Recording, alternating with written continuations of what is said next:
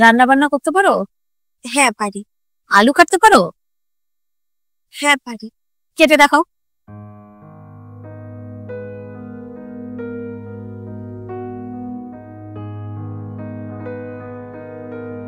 ঘরের কাজ এখনো ঠিক করে শিখতে পারোনি, এত মোটা করে কুশে ছাড়াই। আচ্ছা, তোমার নাকে অমন দাগ কেন? চশমা পরো নাকি তুমি? না দিদি। আরে তোর কিছু জিজ্ঞেস করা থাকলে জিজ্ঞেস কর। তো এমনি কি করেন আপনি? আমি একজন মেকআপ আর্টিস্ট। কি? ওই লোকের বাড়িতে বাড়িতে গিয়ে মেকআপ করে দেন আপনি? ওই কি সব করে, ব্রাশ টাশ দিয়ে ঘষে গালের মধ্যে? এগুলো আবার কোনো কাজের মধ্যে পড়ে নাকি তোর? হ্যাঁ তুই ঠিকই বলেছিস। আমার ভাই কত যোগ্য একজন মানুষ তুমি জানো, সরকারি চাকরি করে। ঠিকই বলেছিস, আমার ছেলেকে তো আর উল্টো পাল্টা কাজে দেয়নি, ভালো একটা সরকারি চাকরি করে। মা, এবার দেনা পাওনার কথাটা সেরে নাও।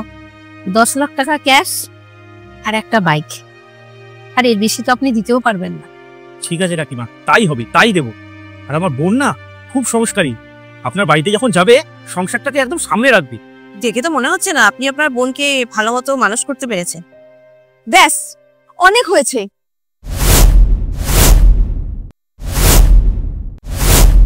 আপনারা আমাদের বাড়িতে অতিথি হয়ে এসেছেন মানে এই নয় যে আমার পরিবারের দেওয়া শিক্ষা দীক্ষার উপরে আপনারা আঙ্গুল তুলবেন বা আমাদেরকে নিচু করবেন।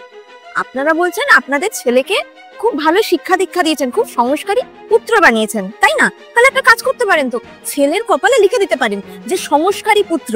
তাহলে পরে হয়তো 10 লাখের জায়গায় আপনারা 20 লাখ বা 30 লাখ টাকা আপনারা পেতে পারেন। বাস, অনেক বেশি বলছো মনে হচ্ছে না? আরে আন্টি, আমি এখন বলা শুরুই কোথায় করলাম, বলবো তো এখন। আর তাছাড়া আমার প্রফেশনটা মেকআপ আর্টিস্টের, তো আমাকে প্রচুর মানুষের সাথে কথা বলতে হয়। আমি না আপনার ওই লালু বলে ছেলের মতন নই যে ওই একঘেয়েমি জীবন নিয়ে পড়ে থাকে আর নিজস্ব এইসব সোকাল চিন্তা ভাবনাগুলো অন্যের উপরে চাপিয়ে দেয়। আর হ্যাঁ, আপনাদের আমি একটা কথা বলে রাখি, আমার শিক্ষাগত যোগ্যতাটা আপনারা জানতে চান না? আমি মাস্টার্স করেছি। আর সব থেকে বড় কথা হচ্ছে মেকআপ আর্টিস্ট এটা আমার নিজস্ব চয়েস, আর তাতে আমার দাদার পুরো সাপোর্ট আছে। আপনাকে একটা কথা জিজ্ঞেস করার ছিল, আপনি মাসে কত টাকা ইনকাম করেন? আমি মাসে 50,000 টাকা ইনকাম করি, পুরো 50,000। ব্যাস, শুধু 50,000 টাকা? আপনি জানেন আমি কত টাকা রোজগার করি? মাসে পুরো 1 লাখ টাকা। সরি আন্টি, আপনার এই গুণধর পুত্রকে আমি অন্তত বিয়ে করতে পারবো না। আর আপনার এই ছেলেকে না কোনো বাড়িতে সম্বন্ধের জন্য নিয়ে যাবেন না। আপনি বরং একটা কাজ করুন, আপনার ছেলেকে একটা ভালো কোনো বাজারে নিয়ে যান যেখানে উনার একটা ভালো দাম পাওয়া যাবে। মা, বাস, অনেক হয়েছে, এবার চুপ করো। কেন? আমার যখন বলার সময় আসলো তখন এত তাড়াতাড়ি চুপ করতে বলছেন? আর হ্যাঁ, আপনি কি দিদি মা লাগিয়ে রেখেছেন? এই বেরান আপনারা এখান থেকে, তাড়াতাড়ি বেরান, অন্য কোনো বাড়িতে যান বা যেখানে আপনার ভালো দাম পাওয়া যাবে সেখানে যান। এখান থেকে অন্তত বেরান। মা, তুমি এখন এখানে বসে থাকবে?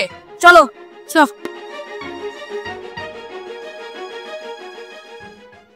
দাদা, তুই একদম ঠিক কাজ করেছিস।